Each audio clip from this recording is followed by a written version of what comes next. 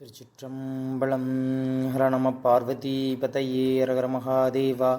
தென்னாடுடைய சிவனே போற்றி, எந்நாட்டவர்க்கும் இறைவா போற்றி. காவாய் கனகத்திரளே போற்றி, கைலை மலையானே போற்றி போற்றி. நம்மளுடைய அடுத்த மாதம் திருமூலர் குருபிடம் மற்றும் அனைத்து நம்மளுடைய சிவனடியார்கள் எல்லாம் சேர்ந்து செய்யக்கூடிய தாமிரபரணி நதிக்கரை சிவாலயங்களுடைய சிறப்புகளை பற்றி தான் இப்போ உங்களுக்காக குறிப்பிட்டு சொல்கிறோம்.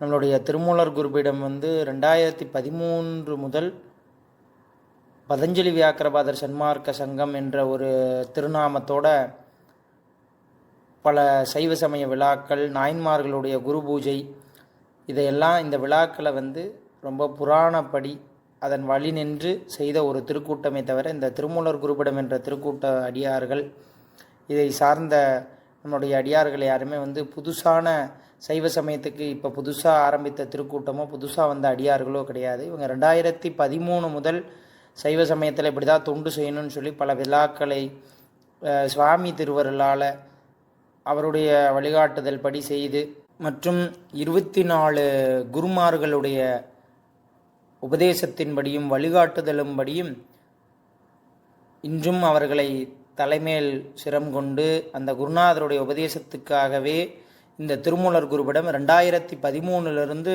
செயல்பட்டுருக்கு.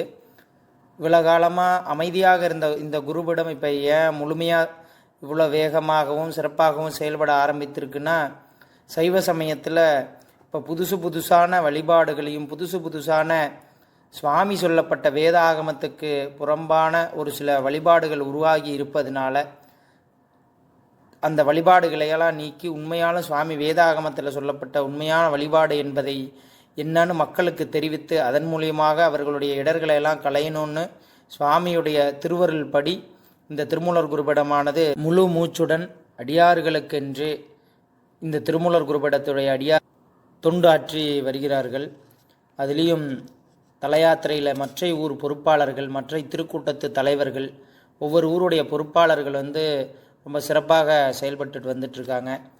அதுலேயும் இந்த தாமிரபரணி யாத்திரை நம்ம செல்வதுடைய சிறப்பு என்பதை எல்லாரும் சிறப்பாக தெரிஞ்சுக்கிட்டிங்கன்னா மட்டும்தான் உங்களுக்கு இதோடைய கருத்துக்கள் என்ன என்பது புரியும். ஆதி காலத்திலிருந்து சுவாமி சொல்லப்பட்டபடி வேதாகம புராணங்களில் சொல்லப்பட்ட மனசாலையும் வாக்காலையும் உடம்பாலையும் செய்த பாவத்தை தீர்ப்பதற்கு உண்டான உண்மையான வழிபாடு என்னன்னா தீர்த்த யாத்திரை. புண்ணிய நதிகளில் நீராடி அந்த நதிக்கரையில் இருக்கிற சிவபெருமானை பூசை செய்து வழிபாடு செய்தாலே போதுமானது. எப்பேற்பட்ட பாவவினைகளும் கண்டிப்பாக அதோடைய வீரியமானது குறைந்து நமக்கு திருவருளும் குருவருளும் கிடைக்கும்னு பல ரிஷிகளும் முனிவர்களும் பல பேரும் நாயன்மார்கள் எல்லாருமே செய்து காண்பித்த வழிபாடு. ஆனால் இன்னைக்கு இந்த வழிபாடுகள் மருவி சைவ சமயத்திலேயே புதுசான வழிபாடுகளும் மக்களுக்கு தேவையில்லாத வழிபாடுகள் பல உருவாகி மக்கள் எல்லாம் இன்னைக்கு வழிபாடுகள் மாறி போயிட்டுருக்கிற காரணத்தினால திருமூலர் குருபீடம் அதை சரி செய்வதற்கு என்று உங்களுடைய பாவங்களை எல்லாம் நீக்கி உங்களுக்கு தேவையான அனைத்து இன்பங்களையும் தர வல்லுவதற்கு உயர்ந்த வழிபாடு. எந்த பிரச்சனை இருந்தாலும் சரி, கடன் தொல்லை இருந்தாலும் சரி, கணவன் மனைவி பிரச்சனை, குழந்தை பாக்கியம் இல்லை, உடலில் நோய், இந்த மாதிரி எப்பேற்பட்ட தீவினைகள் இருந்தாலும் அந்த தீவினைகளை எல்லாம் பஞ்சமகா பாதங்களையும் அளிக்கக்கூடிய ஒரு முக்கியமான உலகத்திலே உயர்ந்த வழிபாடு என்பது புண்ணிய நதிகளில் நீராடி அந்த நதிக்கரையில் உள்ள சிவபெருமானை பூசை செய்தால் எப்பேற்பட்ட பாவனைகளோட வீரியமும் குறைந்து நமக்கு திருவருள் கிடைக்கும். அதுலேயும் இந்த மே 23, 24 வற்றாத ஜீவநதி என்று சொல்லக்கூடிய உலகத்திலே 2வது இனிப்பு நதி என்று சொல்லக்கூடிய இனிப்பான தண்ணீரை கொண்ட அகத்திய முனிவரால் கொண்டு வரப்பட்ட நம்மளுடைய தாமிரபரணி என்று சொல்லக்கூடிய நதிக்கரையுடைய தலையாத்திரை போகிறோம்.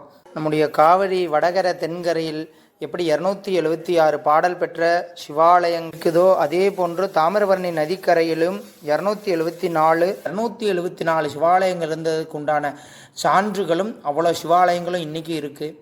அவ்வளோ சிவாலயங்கள் நம்ம தரிசனம் பண்ண முடியலைனாலும் திருமூலர் குருபீடமும் மற்ற அடியார் திருக்கூட்டங்களும் சேர்ந்து 2 நாளில் 34 35 சிவாலயங்கள் தரிசனம் பண்ணுவதற்காக சிறப்பான ஏற்பாடுகள் செய்து கொண்டு உள்ளோம்.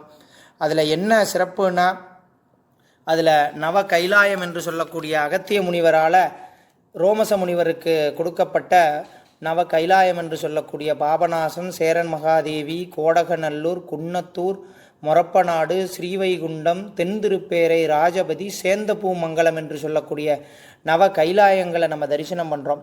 மற்றும் சிதம்பரத்தில் சிங்கவர்மன் என்ற ராஜா நமசிவாயமூர்த்தி என்ற சிற்பியை கொண்டு 5 நடராஜர் திருமேனிகளை உருவாக்குறாரு. அதில் முதல் திருமேனி இருக்கக்கூடிய இடம் செப்பறை அழகிய கூத்தர் மற்றும் 3வது திருமேனி இருக்கக்கூடிய இடம் கரிசூழ்ந்த மங்கலம், கட்டாரி மங்கலம் என்று சொல்லக்கூடிய பஞ்ச நடராஜ தலங்களில் 3 நடராஜ தலங்களை நம்ம தரிசனம் செய்ய போகிறோம். முதல் நாள் காலையில் நம்ம செப்பறை என்று சொல்லக்கூடிய தாமர சபை இருக்கக்கூடிய அந்த செப்பறையில் இருக்கிற தாமிரபரணி நதியில் விடிய காலையில் 5 மணிக்கு குளிச்சுட்டு செப்பறையிலிருந்து இந்த தலயாத்திரையானது ஆரம்பிக்கப்படும். மே 23ஆம் தேதி காலையில் செப்பறையிலிருந்து முதல் சிவாலயம். அங்கே எல்லாரும் 5 மணிக்கு தாமிரபரணி நதியில் நீராடி சிவபூஜையை முடித்து கொண்டு அங்கிருந்து நம்மளுடைய தலயாத்திரையை நம்ம ஆரம்பிக்கிறோம். மற்றும் பஞ்ச குருஸ்தலம் என்று சொல்லக்கூடிய 5 இடங்களில் குரு பகவான் தன்னுடைய திருவடியை மாற்றி வைத்து நமக்கு குருவாக அருள் பண்ணக்கூடிய தட்சிணாமூர்த்தி சுவாமிகள் சிறப்பாக இருக்கக்கூடிய தென்திருப்புவன புஷ்பவனநாதர், அரியநாத சுவாமி, அரிகேசவநல்லூர், திரு இடைகால் தியாகராஜ சுவாமி, திருப்புடைமருதூர் நாரும்பூநாதர், அத்தாளநல்லூர் மூன்றீஸ்வரமுடையார் என்று சொல்லக்கூடிய பஞ்ச குருஸ்தலங்களை நம்ம தரிசனம் பண்ண போகிறோம். சுவாமியுடைய அந்த அமிர்த கலசங்கள் 5 இடங்களில் சுவாமி சிந்த வைத்து அதன் மூலியமாக 5 இடங்களில் சுவாமி சுயம்புவாக உருவாகி இருக்கக்கூடிய பஞ்ச குரோஷம் என்று சொல்லக்கூடிய காசிக்கு சமமான 5 சிவாலயங்கள் 10 கிலோமீட்டர் தூரத்துக்கு உள்ளேயே இருக்கிறது. 5 சிவாலயங்களும் தாமிரபரணி நதிக்கரையில் பஞ்ச குரோஷஸ்தலம்னு சொல்லப்படுவது.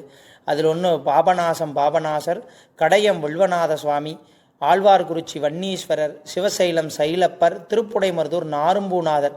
இதில் இந்த திருக்கடையத்தில் என்ன விசேஷம்னா, பிரம்மாவரிடம் சிவபெருமான் ஒரு வில்வ விதையை கொடுக்க அந்த விதை கடையத்தில் உள்ள வில்வவனநாதர் அந்த ஆலயங்களில் விழுந்து அங்கே சுற்றியும் சுவாமி சுயம்பு மூர்த்தியாக முளைத்து அந்த இடமே வில்வ வனமாக காட்சி கொடுக்கிறது. அப்பேற்பட்ட கைலாயத்திலிருந்து வந்த வில்வ மரங்கள் நிறையா இருக்கக்கூடிய வில்வவனநாதரையும் நம்ம தரிசனம் செய்கிறோம். இந்த பஞ்ச குரோஷஸ்தலங்கள் எல்லாமே காசிக்கு சமமான ரொம்ப விசேஷமான ஒரு தலம். மற்றும் பஞ்ச சபைகளில் தாமிர சபையையும் சித்திர சபை என்று சொல்லக்கூடிய குற்றாலத்தையும் தரிசனம் செய்கிறோம். 4 இடங்களில் நம்ம நீராடுறோம். முதல்ல காலையில் சனிக்கிழமை காலையில் 4 மணிக்கு நம்ம எங்கன்னா நம்மளுடைய செப்பறையில் நீராடுறோம் தாமிரபரணி நதிக்கரையில். அன்று மாலையே கோடகநல்லூரில் நம்ம அங்கே இருக்கிற தாமிரபரணி நதியில் நீராடி அந்த நதிக்கரையில் உட்கார வச்சு அங்கே ஒரு ஏகாதச ருத்ரயாகம் சிவாச்சாரியார்களை கொண்டு செய்ய வச்சு அதனுடைய அந்த ஏகாதச ருத்ரத்துடைய அந்த தீர்த்த கலசத்தை வர ஒவ்வொரு வேனில் இருக்கிற 20 அடியார்களுக்கும் உட்கார வச்சு அவங்களுக்கு அந்த தீர்த்தத்தை மேலே தெளித்து அவங்களுடைய பாவவினையை தீர்க்கணும் என்பதற்காக அந்த காலத்தில் ராஜாக்களும் பெரிய பெரிய செல்வந்தர்கள் மட்டுமே செய்யக்கூடிய இப்பேற்பட்ட அந்த ஏகாதச ருத்ர யாகத்தை செய்து அடியார்களுடைய தீவினை தீரணும் என்பதற்காக அந்த தீர்த்த கலச நீரை அவர்களுக்கு அடியார்களுக்காக அபிஷேகம் செய்கிறோம். மற்றும் ஞாயிற்றுக்கிழமை காலையில் கடனா நதி என்று சொல்லக்கூடிய கருணை நதி, அத்திரி மகரிஷியால் உருவாக்கப்பட்ட நதியும் தாமிரபரணி நதியும் கலக்கக்கூடிய காசிக்கு சமமான தீர்த்த கட்டம் என்று இந்திரன் அவருடைய சாபத்தை தீர்த்த சுரேந்திர மோட்ச தீர்த்தம். தாமிரபரணியும் கடனா நதியும் கலக்கக்கூடிய சுவாமியுடைய பிரம்மதண்டம் நின்ற சுரேந்திர மோட்ச தீர்த்தம் என்று சொல்லக்கூடிய திருப்புடை மருதூரில் நம்ம நீராடப் போகிறோம். மற்றும் ஞாயிற்றுக்கிழமை மதியம் 12 மணிக்கு மேலே பாபநாசரை தரிசனம் செய்து கொண்டு அதுக்கப்புறம் அகத்தியர் அருவிக்கு போய் அங்கே நம்ம தீர்த்தமாட போகிறோம். இந்த மாதிரி 2 நாளில் 4 இடங்களில் தாமிரபரணி நதிக்கரையிலேயே நம்ம போய் நீராடி 34லேருந்து 35 சிவாலயங்கள், பஞ்ச குருஸ்தலம், நவ கைலாயம், பஞ்ச குரோஷஸ்தலம், 3 நடராஜர் இருக்கக்கூடிய பஞ்ச நடராஜ தலம், 2 சபைகள் என்று சொல்லக்கூடிய 2 சபைகள், இவ்வளோ சிவாலயங்களை நம்ம தரிசனம் செய்ய போகிறோம். இதற்கு வர அடியார்கள் என்ன செய்ய வேண்டுமென்றால், கண்டிப்பாக உங்களுடைய ஒவ்வொரு வேனுக்கும் ஒரு பொறுப்பாளர்கள் இருப்பாங்க. அந்த பொறுப்பாளர்களை சொல்வதை தான் நீங்கள் கண்டிப்பாக கேட்க வேண்டும். யார் எப்படி பதிவு செய்திருக்கிறீர்களோ அதன்படி தான் சீட்டு தர முடியுமே தவிர அவரவர்கள் விருப்பத்துக்கு படி சீட்டு எதுவும் தர முடியாது. அதே மாதிரி நீங்கள் பதிவு செய்தது படி அதன்படி இருக்கை எழுது, அதன்படி தான் பொறுப்பாளர் உங்களுக்கு கொடுப்பாங்க. பொறுப்பாளர்களை யாருமே எதிர்த்து பேசக்கூடாது. ஆலயங்களுக்கு செல்கிறப்ப பொறுப்பாளர் கூட சேர்ந்தே போகணும், சேர்ந்தே வரணும். அடியார் பெருமக்கள் தங்குவதற்கு முடிந்த அளவு அந்த ஊர்லேயே இருக்கிற சிறப்பான கல்யாண மண்டபம், நல்ல கழிப்பறை வசதிகள் கொண்ட கல்யாண மண்டபங்களை மட்டும்தான் நம்ம ஏற்பாடு செய்கிறோம். அதனால் அடியார் பெருமக்களுக்கு நீங்கள் என்ன தொகை கொடுக்குறீர்களோ அந்த தொகைக்கு மேலே நம்ம திருமூலர் குருபடத்தின் சார்பாகவும் மற்ற அடியார்களும் சேர்ந்து போட்டு தான் இந்த தல யாத்திரையை செய்து கொண்டு வரோம். சென்னையிலேருந்து வர்றதுக்கு வெறும் 3500 ரூபா வாங்குகிறோம்.